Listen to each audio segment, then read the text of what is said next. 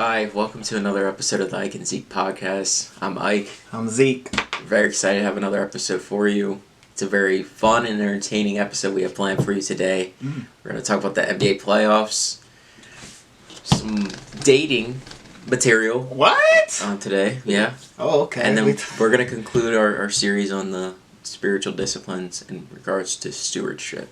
All right. So first, we're going to get started with business. And that's devoted to the NBA playoffs. So, wait, before you get to it, your predictions for the NBA playoffs. I'll get to that, but first we gotta give the people some information. Perhaps they're not aware of who won last night in Game 3. The Thunder beat the Spurs 123-108. And they have taken back control of the series, taking home court advantage back 2-1. And I think this series thus far it's been as advertised. Game 1 was a classic game. Game 2 was pretty good, and Game 3 was also very entertaining. So I think this series is in my opinion going to go the distance. I'll give my reasoning why in a bit. But as he mentioned, I do have to get into my mistakes. Yes. I am not afraid to admit when I'm wrong. And unfortunately, I've been dead wrong about this. Wrong. I'm glad you said dead wrong too. Cause I will admit though, in regards to my Eastern Conference Finals pick with Boston, I do think they weren't going to. I don't think they're better than the Knicks. Okay, but I do think they would have beaten the Sixers if Jason Tatum was able to play in Game 7. Okay, so. I don't think they would be. I did have them going to the finals. I don't think they're better than the Knicks. The Knicks are playing great basketball, which we'll get to in a bit. Yeah. But I was dead wrong about the Nuggets. I thought Jokic was the best player in the NBA. I think he's still a great player, but what we might be seeing is the two best players in the NBA right now going against each other in the Western Conference Finals. So I was wrong about the Nuggets. They whatever reason, the Timberwolves just they have their number. So yeah, we got to stop doubting the Timberwolves whenever they're they go a great against playoff the Nuggets. team. No, whenever they go against the Nuggets, they I agree. Yeah, and ain't no joke for sure. Yeah, the past 2 years, I mean, the only teams that they lost. Who the Wolves lose to in the semifinals? They lost to the Spurs. Yes. Yeah, the Spurs. So the Spurs and then the Thunder last year. So it's taken some great teams in order to put them out. But yeah, definitely. Let me know what you think about the game last night, Game 3. What do you think? Takeaways, and how do you think the series is going to progress? I think for me with Game 3, OKC sort of showed how really balanced they are as a team as far as on both ends of the floor. I know that the Spurs, they had like a 15-0 lead at the beginning, but again, it was still like, I think SGA's leadership as far as being poised and Chet doing what he needed to do, and even their bench again, Caruso, and like McCain coming out of nowhere, especially too, like Jeremy McCain doing something else as well too, and I think we're seeing a case where, again, like, I know people, like, Game 1 was a classic and everything, but we can't forget that it took Wemby having a big game for them to really have that 1-0 lead and everything, too. So for me, I think that the Spurs are inexperienced still. I still think that they still need more time to develop. I think that's what it is, because Thunder seems very poised. Like, despite that Game 1 loss, they still bounce back. So it wouldn't surprise me if the Spurs got a game, but I wouldn't be surprised if the Spurs gave them a gentleman's sweep. I would not. The Thunder gentlemen swept. I'm sorry, I said Thunder would give them. You think the Thunder are going to win basically 4 straight games now? 4 straight games? It would be because the Spurs won the first game. So you think the Thunder are going to gentlemen sweep the Spurs? Only reason I'm saying is because I don't, like, because again, I said maybe, because I think Victor got one more big game in him. I would say. Mm-hmm. And so I can see this going to 6 games, but it wouldn't surprise me if it does turn into a gentleman's league. Like, it wouldn't be a big surprise. I see this going to a 6-game series still, but Okay. I'm just only saying that because it's, again, it wasn't like that game 1 made sure the Spurs won. Like, they went into, like, double overtime that's against true. So that's what I'm also considering as well, too. So I'm still not sold yet. I'm still not like... So, I know Victor, yes, he's a great talent, amazing, everything, but he's just one man. We're seeing this, like, same with LeBron. I think about LeBron when he's with the Cavs as well, too, as far as that goes. Like, that's what I compare as far as, like, LeBron's great and everything. When he's great, boom, but it's like, how great can he be against a great team as well, too, that's very well balanced. So... those are my thoughts as far as that goes. Okay, yeah. So, yeah, I gotta get on you a bit right now. You gotta get on. I think you're downplaying the talent of the Spurs. No, I mean... I think because you refer to them as, like it's essentially, like, one man. You were like... It's like LeBron in Cleveland. I think... I mean, De'Aaron Fox. I knew you were gonna bring up De'Aaron Fox. What do you mean? I'm gonna bring up their. You were gonna bring up De'Aaron Fox. Probably their third. I think their second best player is probably. It's either him or Castle. But him or Castle, yeah. But Stephon Castle, rookie of the year last year. Yeah, that's true. I'll give him. Dylan Harper is going to be a star. But rookie of the year, so that's it goes back to they have youth. Yes, they're very young. So that's an argument for them not to win this series. Okay, so I'll say I'm not wrong with saying. But gentleman's sweep is insane. It's not insane. I don't think it's that insane because I'm just speaking from the fact that again they're inexperienced, right? Are they not inexperienced? And so I'm just saying it's like I'm based off of game 1 where Victor Wembanyama had to have a big game for them to win, and they still went into double overtime. Okay, so I think that you're kind of framing that how that game went in a different way. I think the Spurs were in control of that game the whole time. The Thunder made a late push to take the lead, and then Wemby went off in the late fourth quarter and both overtimes. Yeah. The second game, the Thunder were in control the whole time, but the Spurs are right there, and they were doing this without De'Aaron Fox in game 2. That's true. Okay, and game 1. So they were out their arguably second best player in game 1 and game 2. He came back in game 3. A couple you could see especially with Dylan Harper. He's a little hampered. Isn't this De'Aaron Fox first Western Conference Finals? Yes. So that goes back to inexperience. But I think so the first 2 games, what was one of the biggest things that people were saying needs to change for the Spurs was the turnovers. Stephon Castle was playing the point guard position for them, and he had a record number of turnovers. I think 20. Okay. Although De'Aaron Fox is his first time in the Western Conference Finals, I'd argue he clearly is a more natural point guard than Stephon Castle. Yeah, I'm not saying that he's not. So, I'm not trying to say that De'Aaron Fox isn't delivering as Yeah. But I'm also at the same time saying though that again does he we can't expect so much from him just yet and everything. Okay. All right. As far as given that playoff the playoffs. That's reasonable. I think. Okay, getting to this game more accurately for me.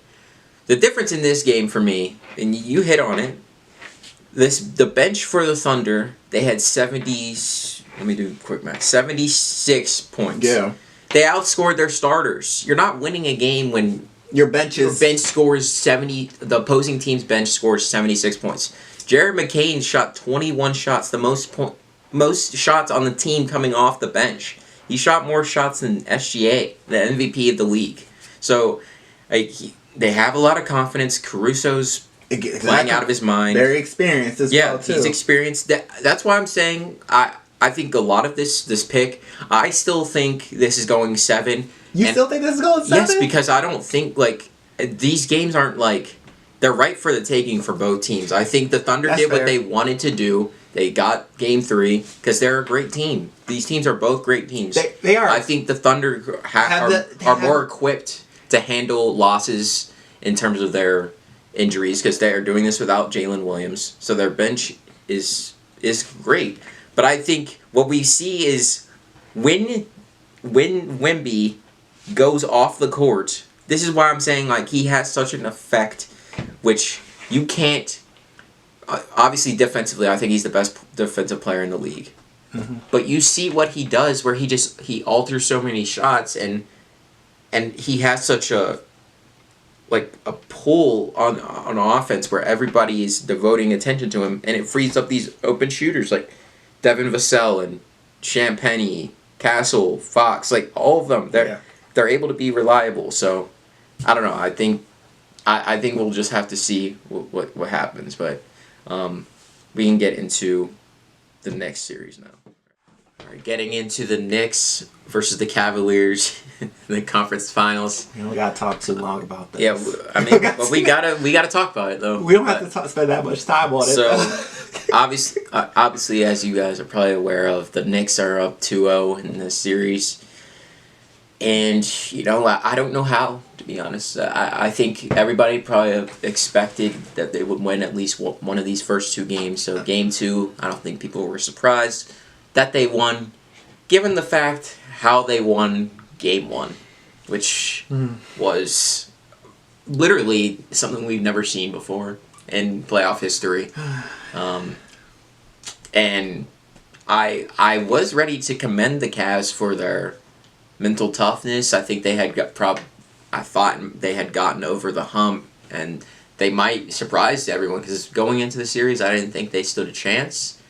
Now I know I was right to believe that, but they were up, I believe, 22. It was with 22? with over 7 minutes left in the fourth quarter. So. Was it 7 minutes? Yes. Oh, there was 7? Oh, yes, I thought it was. I thought there was like some extra seconds. And they proceeded to get outscored by 33 points the rest of the way, including overtime. So, I think this series is over. I wouldn't be surprised if it's a sweep. What? Yeah, that's obvious. Not even a general. Not even. You watched game 2. You saw what happened. Yeah. Okay. Yeah. They don't stand it. These types of losses you don't recover from. Okay. These are the types of losses that break teams, force coaches to get fired. We can get into Kenny Atkinson, whatever, but we know that James Harden was a disaster, defensively more so than offensively in the fourth quarter. But do you have anything you'd like to say? Because, yeah. Yeah, I mean, I thought we really did have game 1. Yeah, I bet you did. Yeah.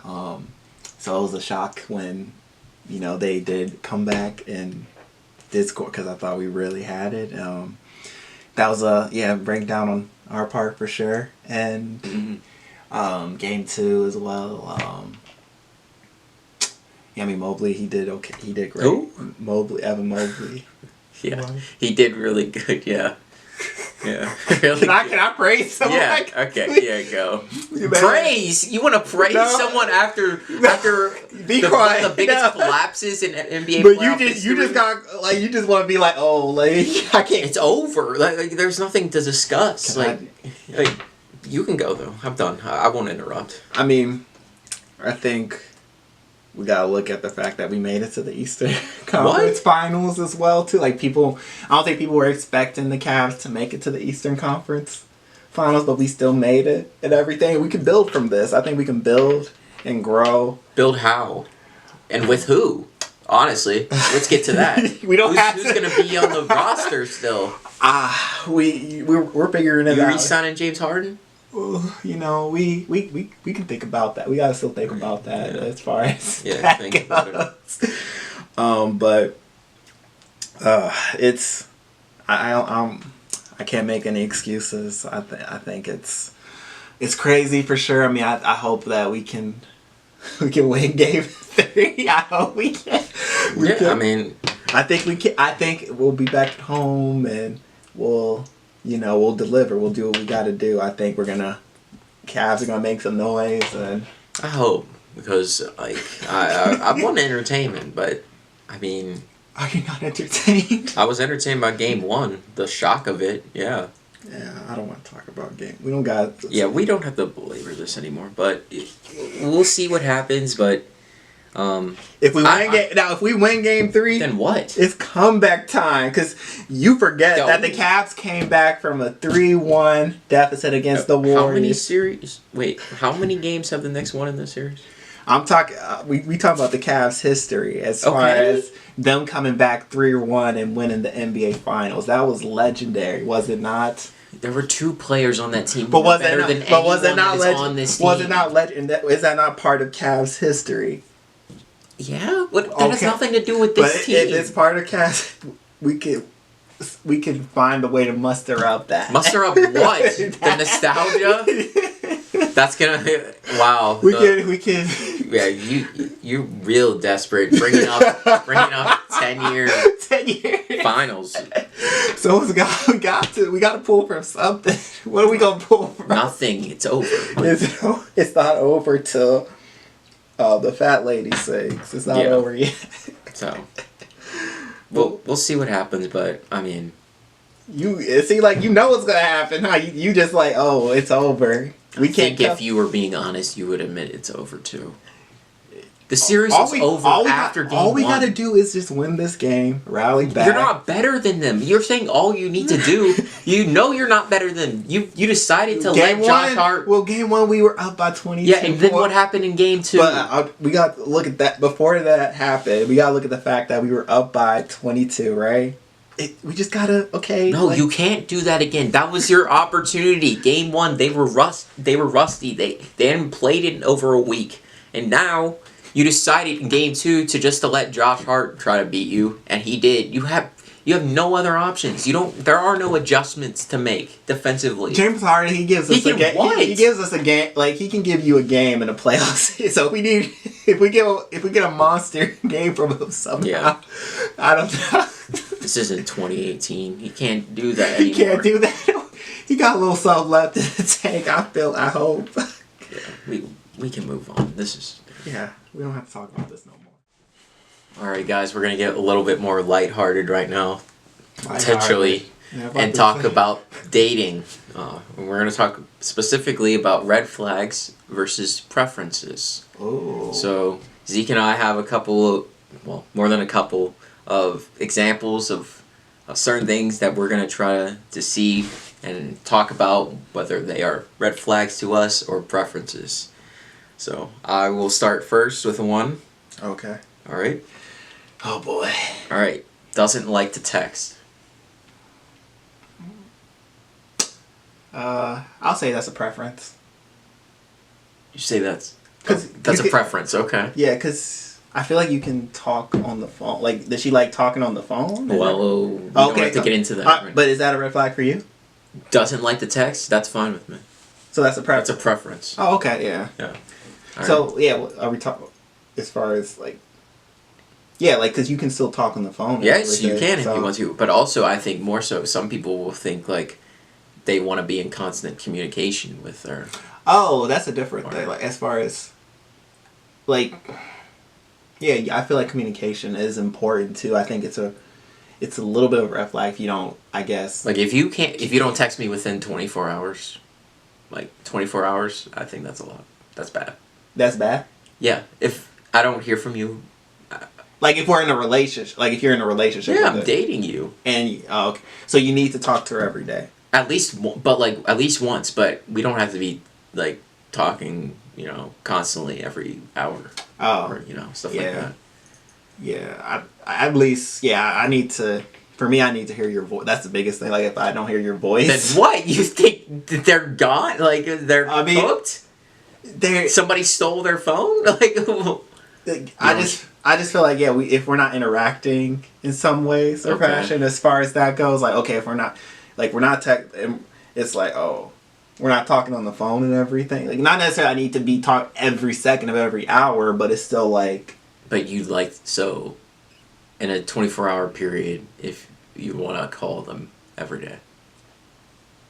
I'd like to talk to you every day. Yeah. Okay. And then, like, if they don't, would that be problematic? If they don't, that's a little bit, because why don't you want to talk to me? Why don't you want to talk to me? Talk to me. Wow. Talk to me. Can we talk? Wow. For a minute. Man, you need it. Okay. You don't need it? No, I'm saying you need it, but like, I think it's fine. Like if it's a quick 1 hour, 1 minute, sometimes it could be an hour or over. But like, yeah, that's reasonable. Yeah, I mean, if you like somebody and everything, if you're in love and all that, yeah, I feel like we gotta talk every day. Not talk, like, again, I'm not saying having hours and hours upon conversation, because I get we could be busy. Like, I have a job and I have other you have other things that you want to do. You make time for what matters to you. What matters to you, yeah, who or what matters to you. So if I'm making time to talk at least for an hour, then you matter to me. But you can't make time for me? I don't know. That's okay. That might be a might be a busy day. It's never a busy day. You could talk to me while you're at lunch or something, or you could talk to me for... But what if you can't? Oh, I'll find a way. Okay. I'll find a way. Alright, you can... Alright, what's your next one? She prefers not to cook. That's... Prefers not to cook? Or refuses to cook. Yeah, she refuses. Refuses to cook is a red flag. Yeah, that's a red flag for me too. Because it's fine, you know, I don't need to be with a chef, you know, but that also goes to, like, that's kind of a principle thing, like you refusing to do something that is necessary for both of us, and it's like also logistics wise not always going to be conceivable that I or you could always be the one doing it. So. Yeah, it's like, I also think as far as, like, for me, when I mention some of my it's a lot about, like, taking care of yourself in a way too. So for me, it's like, I think cooking is like, because again, for me, I understand, like, I enjoy cooking, but it's also important for me as far as, like, taking care of myself in a way too. And I feel like if we're, like, in a partnership in something, like, again, God forbid something happened to me and everything, it's like, oh, so you're not gonna cook it just because, I'm just talking from an extreme perspective and everything. And again, I'm not saying you have to cook every day, because again, it's like a balance thing. I think those are one of the things that can be balanced in a way too. All, like, depend. It just made me think of, because we talked about this with Mom and everything. That's what I was thinking about, where she was asking us, oh, is it important for your significant other to cook? And I was like, I mean, the way she phrased it all, I was like, I mean, she doesn't have to cook every day. Like, it's not like the biggest, but if we got kids and everything and they're not being fed because you don't want to cook, that's problematic, I feel like, at that point. Because it's like, man, so you're not going to cook because you don't want to cook? I agree. No. So I think that's a red flag if you refuse. And then again, if you can't cook, as most, like, that's fixable. Like, oh, we could take some cooking classes, or like I could teach you a few things to cook or something like that, you know. Yeah. But like, yeah, those can't and refusing are two different things, I feel like, you know. All right. My next one has more male friends than girlfriends. Oh, that's an interesting I'll go one. quick. This is a red flag for me. It's a red flag? Yeah, because I know how men operate, so. Well, and think. Not all men. Well, okay, I'll admit this, I'm a little bit torn on this, because in some ways I don't think there's an issue with having male and female friends. Yeah. But I'm going, like, but I think there is an issue when it's, like, super close and everything too. Because I was actually thinking about this, I was adding it to, that's crazy, because I feel like if you're spending more time with your male friend than me and everything, then that's very problematic. Because it's like, it's vice versa too. Because it's like, I'm supposed to be your closest friend of the opposite sex when you think about it, or like vice versa too. Like, I wouldn't be hanging out with another girl more than you and everything because of that as well too. And so for me, I think I understand where you're as far as like you said the ratio as far as more male friends than girl and all that. Yeah, it's interesting because I keep going back because only reason why is because I do know I did come across girls that had a lot of guy friends and everything too, and then I knew that those friends were trying. Some of them were trying to like get closer to her, and some, but then some of them were genuine. I'm not saying there aren't any that are genuine and good, but there are some that are also yes, like that as far as what you're saying too, and so as much as I want to say. I'm leaning towards preference. I am leaning toward only because, like I said, I think it can be to an extreme for sure. I think it's a red flag for me if it's like close friendship. If it's very close. If it's very like, because I think it depends on the nature of the friendship for me too.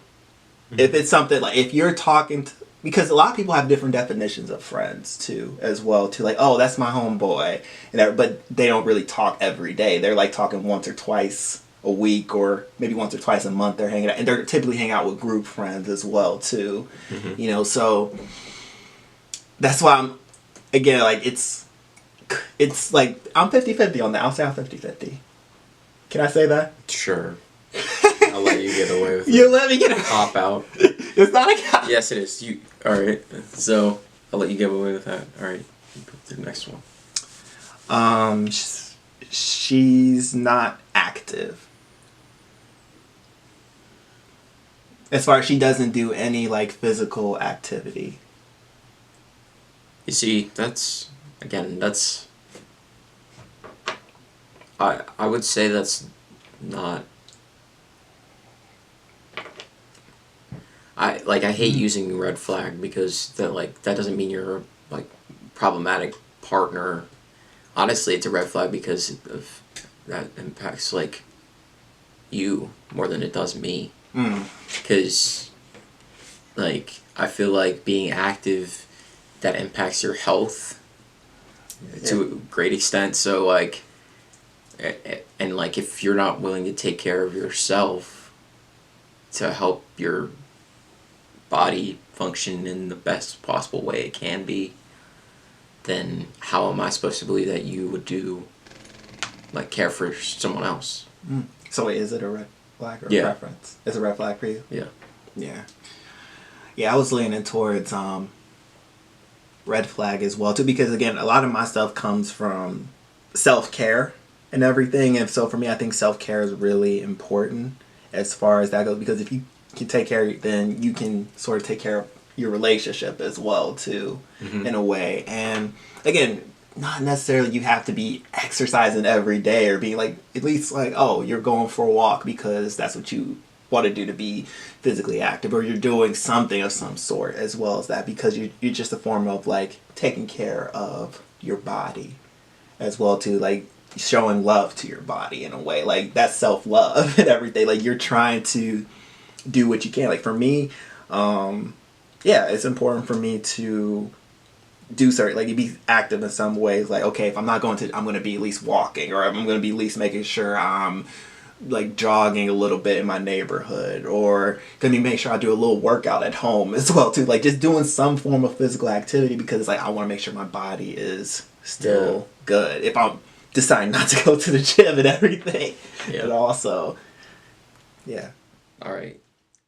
All right, my next one is that they like to go out every weekend.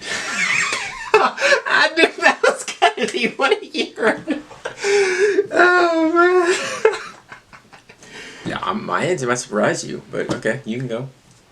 If you're ready, or I can go. You gotta think about it. Well, what do you mean by out? Like, as far as... I guess that's a preference. Not go out meaning like... Not just like... No, I'm. You talking about clubbing? Yeah, like deep out, not just like. Clubbing. I need party. to go. I need to go to like bowling or on a date. Like that's. That too. No, I'm not saying that. I'm talking about like, I need to go to the bars. I need to go clubbing. I need to be with my girls. Yeah. Like they need. Okay. Like it's every weekend too. Yeah. I won't say it's a red flag, but I'll say it's a preference. And if you like need to do that every week, I don't know about that. Like it's because again, it's one thing if you're single with everything, but if you're in a relationship as well too, it's I don't know because it's that's we got to have a balance of time. I feel like in a way, not necessarily an imbalance as well too, especially because if we're I mean, I got a 9 to 5 job and everything like that, so it's like, oh, weekends my free. But if it's like you gotta go out on weekends, like, oh wow, I had this planned and everything like that. So I don't know. I mean, like I said, I think everything's about a balance, and and it's just about communicating about that too as well. But yeah, going what would red flag? Huh? Red flag. Red flag. Oh yeah, that doesn't surprise me. Yeah. So why is that? I'm not doing. It's just like I'm not doing it. Why would I want to be with someone who's doing it also? That's true. Yeah. Like, and also who's funding this? Like also, so how is this happening? Like why? How's this happening? Yeah. So I don't like. Yeah, it's just like they're. I don't know. I don't get it. Like every weekend is a lot to me. So every weekend's a lot. Yeah. But like, so would you like communicate that with her? And I think beforehand this would be clear. Like I want to know, like, okay, how do you function on your weekends? So what if she's like, I need to at least go out like twice a month, like every weekend. Well, like I'm in a different stage of my life. Like I don't like judge anyone for doing what they. No, but I'm just saying as far as like I want to be, but like just so you know, I need to party twice a month. Yeah, but like that's something like I wouldn't probably be with someone like that. You wouldn't be not with what I don't do that. So like. So in general, no partying then. Like I'm just trying to understand. Partying is like I don't go to the club like. I mean, we can get into like going to a bar or whatever, but like I don't know, like I don't go clubbing. And no, like I'm trying to understand as far as like that's a separate activities in every way. Like so, for instance, like basketball is your activity and everything. Okay. And she doesn't do that. You know where I'm coming from as far as that. Like yeah, but like can she still?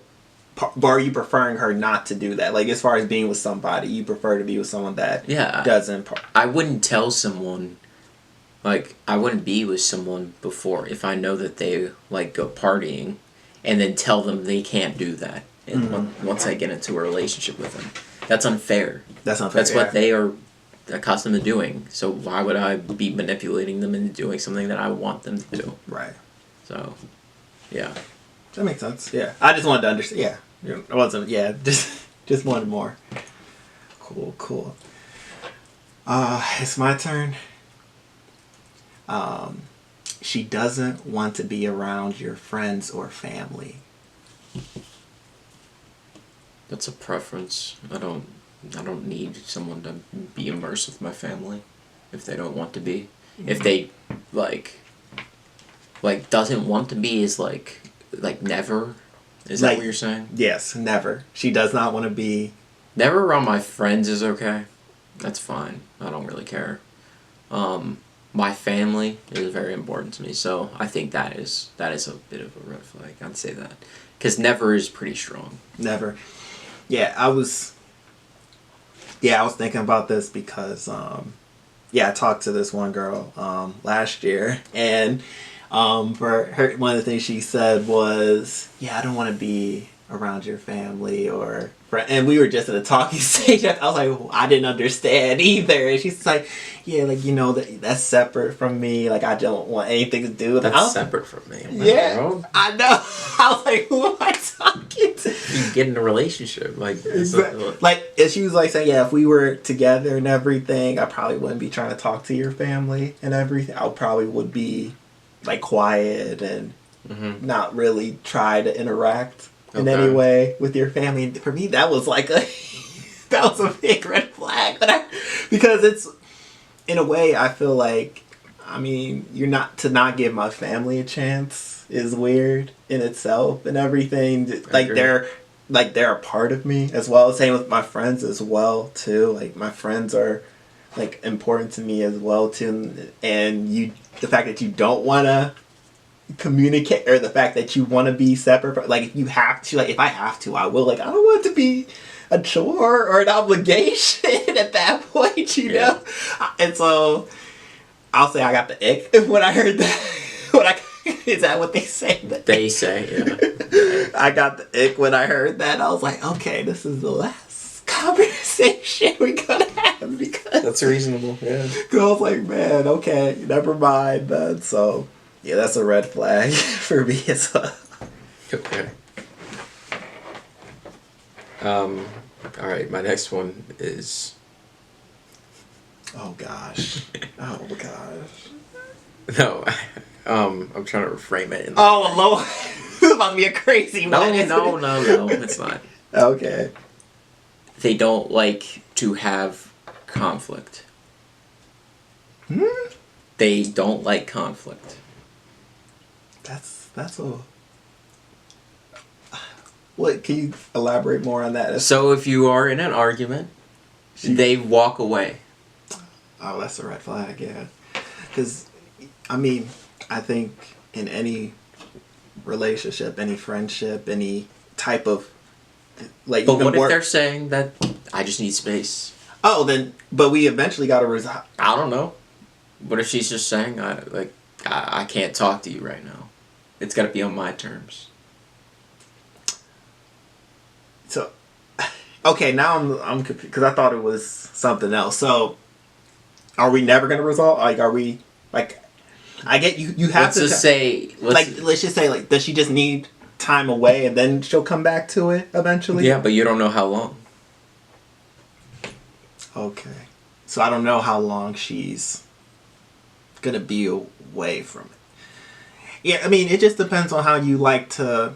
who your person is and who you're dealing with, because if it's like, okay, I'm with someone who needs to take a step back, okay, but then we got to have a set time to discuss this. Like, okay, do you need an hour? Do you need 2 hours? Do you need a day even too? Like, that's a long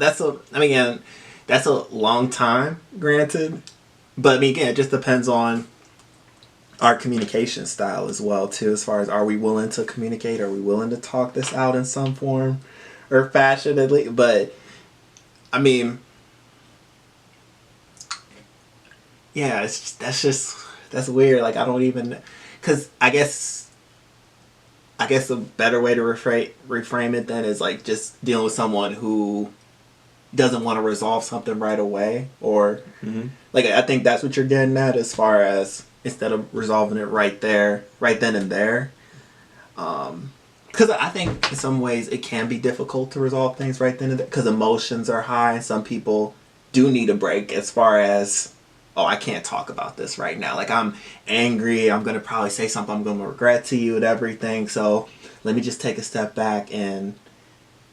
But as far as all conflicts go, I don't know. Like, that's tough. Like, I need to hear your thoughts. Maybe you let me. Okay, I'm sorry. Alright. So for me, I would say, like, I can't deal with someone who really doesn't like to engage when things are difficult. Because that's a sign, like, life is difficult. Life is difficult. And if the first sign of trouble that you have in a relationship, your instinct is to go in the opposite direction or hide from it, that's a red flag for me.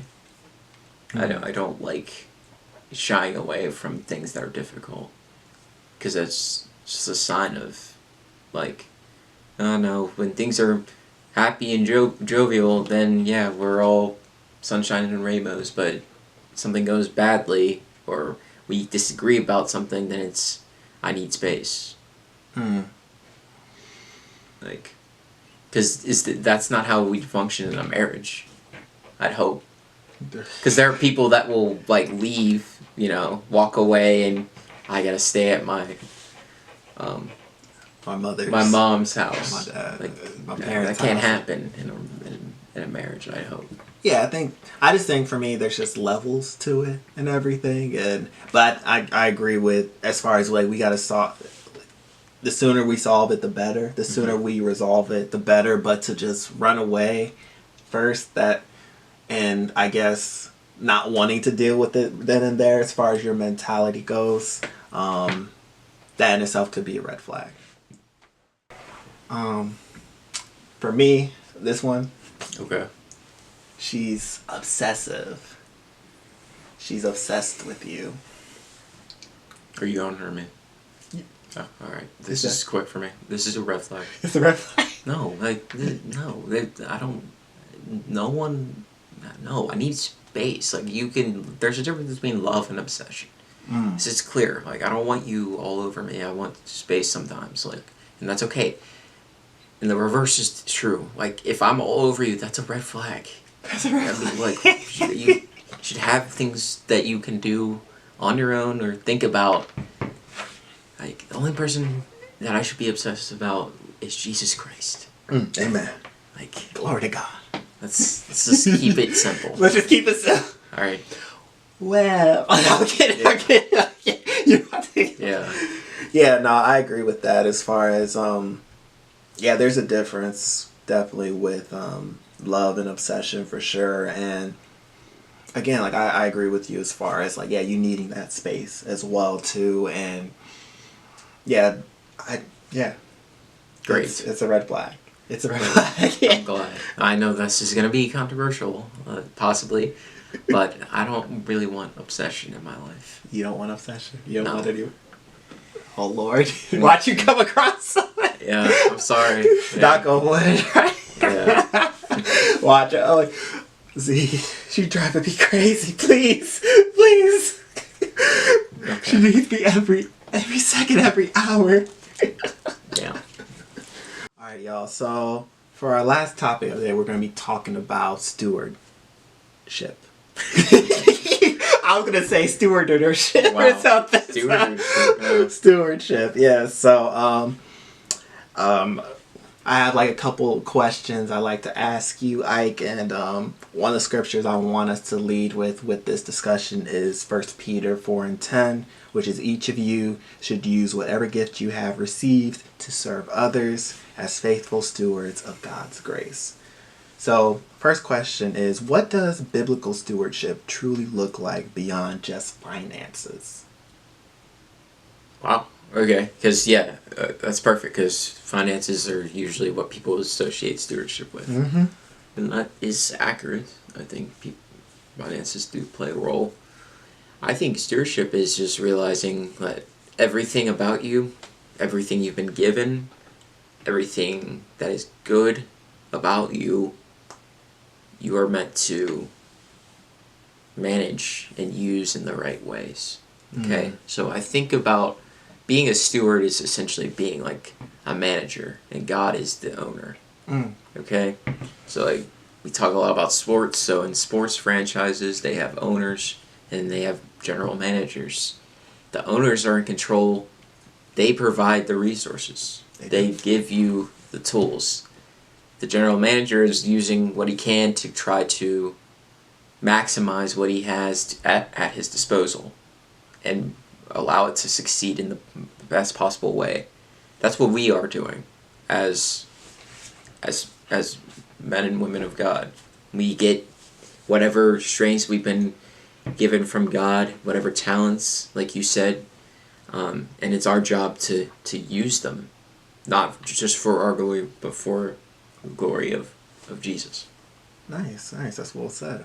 Ike, well said. So my second question to you then is, how can young adults practice good stewardship with their time, talent, and relationships in today's world? Okay.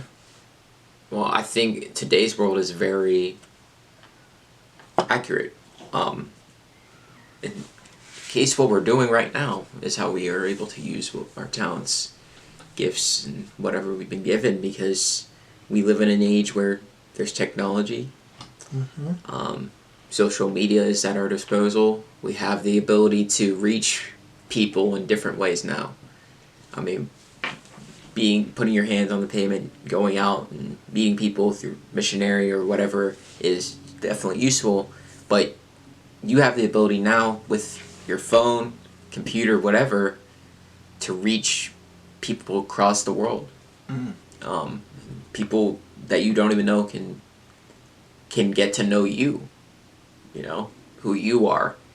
But it's difficult, because there is ways that, society can corrupt what,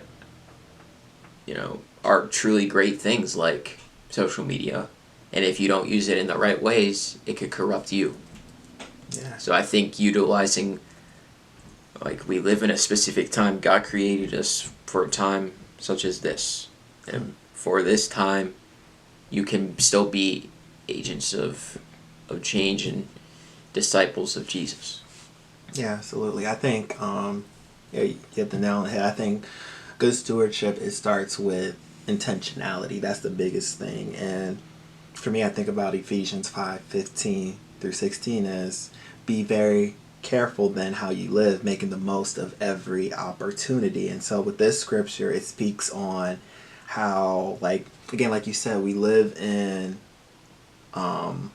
an age of social media now where we can touch different lives, but at the same time, though, we can easily fall into temptations and distractions as well too, and like be led away from our purpose as well too, as stewards and everything, and we aren't investing the right way as well too with our, because for some people it's, oh, I'm just gonna scroll, like we could get stuck, what's it called, doom scrolling and everything like that, and just investing in stuff that's not good for us, not good for our spirit as well, to our mind. So really, like, good stewardship is just really about, living with wisdom and everything, living with intentionality, not wasting what God has given you freely, and what's God given you inside of you as well too.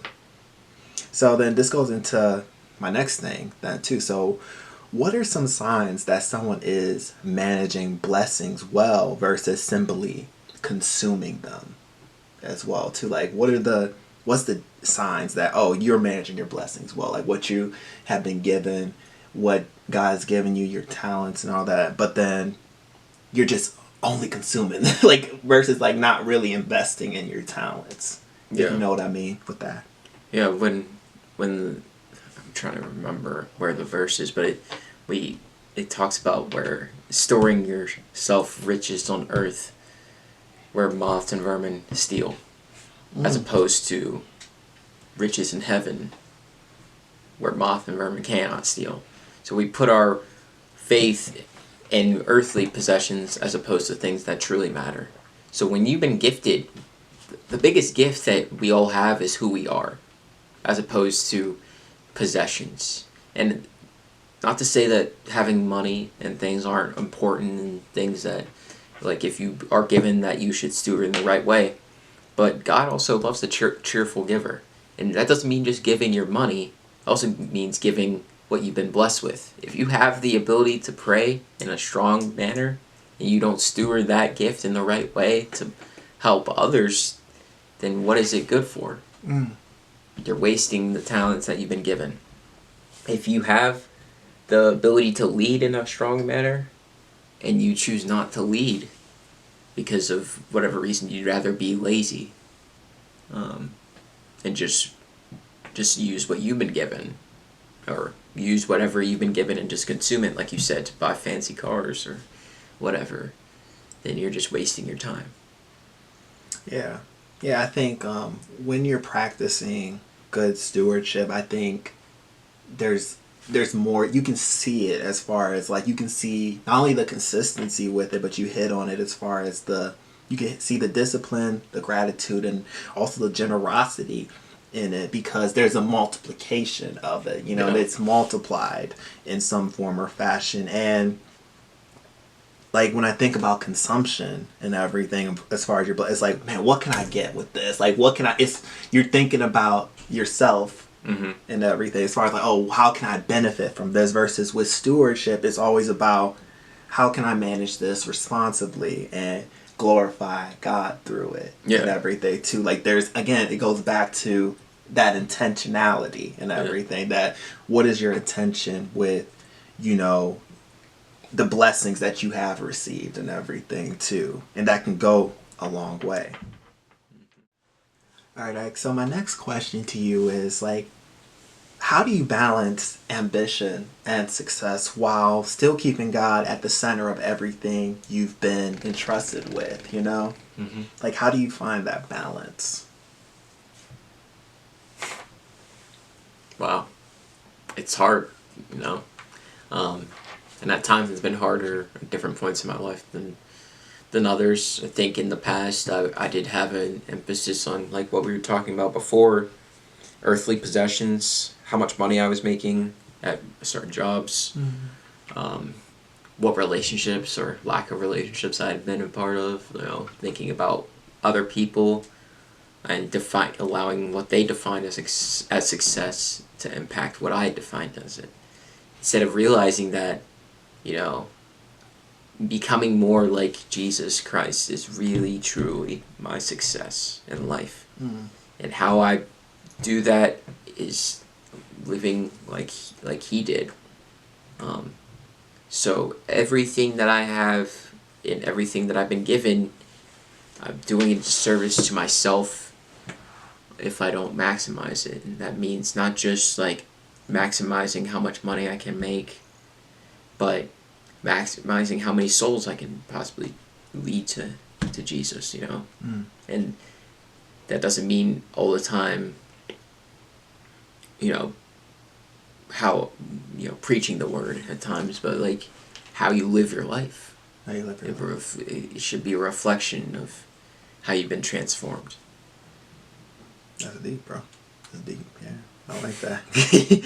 Yeah, because, I mean, I think you hit the nail on the head with that as well, too, as far as, I think, yeah, when God stays at the center, ambition becomes aligned with, like, purpose, integrity, and service rather than ambition. Because I feel like ambition can easily be an idol in some way, too, as far as, like, oh, I got to do this, I have to do this and everything. And then, again, just going back to intentionality again as well for that, too. So everything you said was good. Next question for you is, in what ways can poor stewardship quietly affect our spiritual growth and purpose? It's not very quiet. Also, I don't think it can be quiet. If you you will feel the effects. I'm starting to realize sin, and yeah, poor stewardship that comes in you just relying on yourself in your sinful nature, your flesh, what it desires, as opposed to stewarding it in the way that God has intended for you, and that has its consequences. You might not realize it in the moment, just like sin. When I was talking about this before, like God commanded Adam and Eve not to eat the apple or eat the forbidden tree or forbidden fruit. Forbidden fruit, yeah. Yeah, my bad. And he said, "You will surely die." It didn't mean to immediately, but you know, you die slowly because sin has its effects. So it might mean that, yeah, not stewarding yourself in the right way might lead you to more greed that comes into play in your heart, where you have an insatiable desire to just get what you want, and not, you know, stewardship. And really, in my head, it means investing. So what you've been given should be used to invest into others and to help it grow.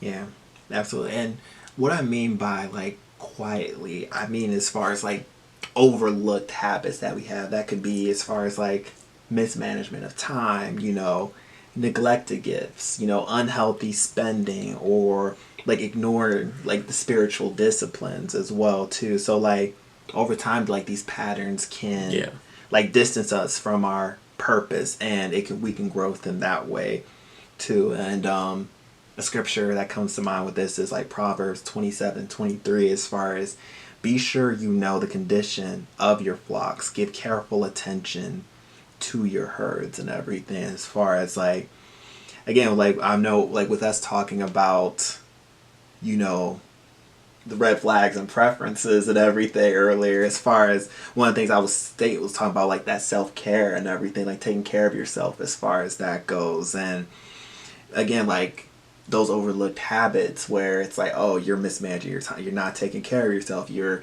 neglecting the gifts that you have and everything as well. That's like poor stewardship quietly affecting, you know, that part of you and everything. And so again, I think stewardship calls us to like awareness, responsibility, and intentional care over what God placed in our hands.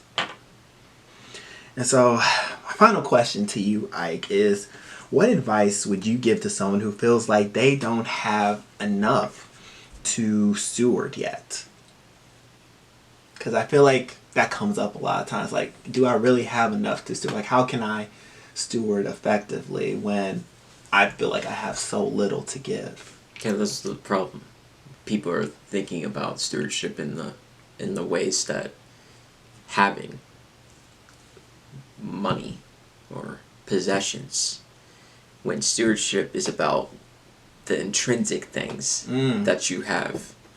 Intrinsic, yes. We all have things today which we can use to help others.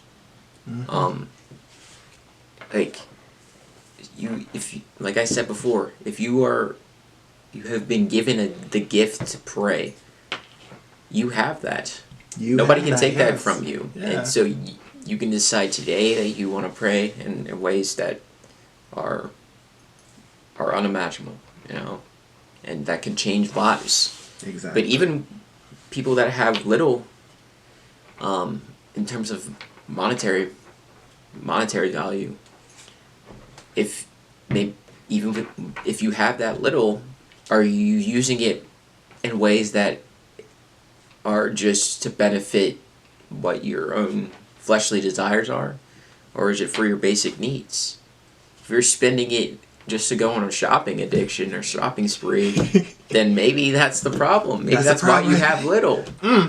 Maybe that's maybe why. You will be blessed with more when you start to demonstrate disciplined attitude, and you are walking in the ways that God has intended for you. Yeah, that's what I'm talking about, Ike. That's what I'm talking about, because this hits on, you know, scripture as well. Like as far as Matthew 25 and 21.